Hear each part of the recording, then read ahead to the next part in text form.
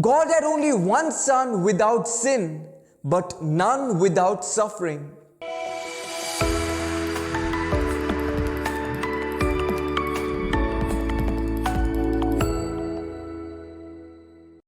An old saying goes like this: where there is no pain, there is no gain.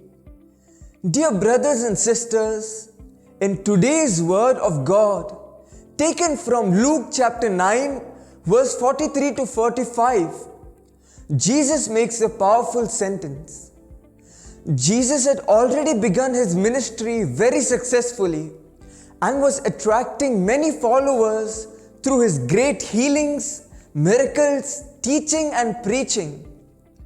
The gospel of the day starts with these lines: all were astounded by the greatness of God, and everyone was amazed. Jesus could have become a hero or even a king in the eyes of the world. But here is what Jesus said: dear disciples, let these words sink into your ears. The Son of Man is going to be betrayed into human hands.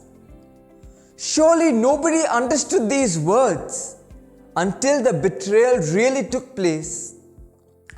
But after the fulfillment of this prophecy, they were able to understand the hidden meaning of this text. And it was like this: my dear disciples, I am going to suffer. You too are going to suffer. You are going to fall into human hands because of bearing witness to my name and continuing my mission. Initially, the disciples were afraid. They hid out of fear. Only after the descent of the Holy Spirit, they became courageous to face suffering and even death. In fact, 11 of the 12 disciples went on to receive the martyr's crown of glory. Dying to the mortal, they became immortal. St. Paul wonderfully describes the glory of Christ's sufferings in Philippians chapter 2, verse 8 to 9.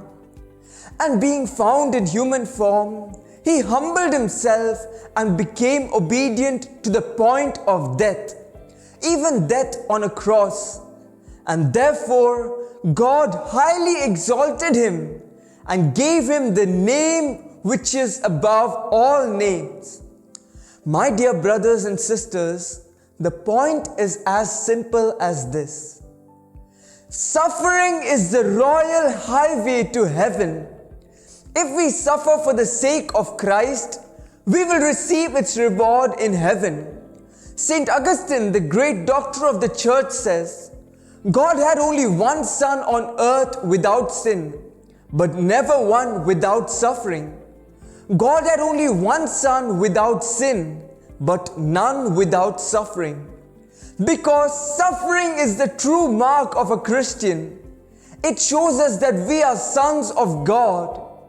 On the day of judgment, Jesus will ask us, did you carry your cross? Then show me your wounds. Not all of us will get big, heavy crosses, but those small crosses will inevitably come on our way. The question is, how do we respond to them? Do we even recognize them? And so today, let us ask God to shower His Holy Spirit upon us, to come into our hearts and make us strong within, to prepare us to embrace sufferings for the glory of Christ. Let us today make a firm decision to accept suffering without complaint, to enter through the narrow gate and to walk the way of the cross. Though there are few who choose this path today, there are many up above who have walked this road before, and so let us take their inspiration and intercession.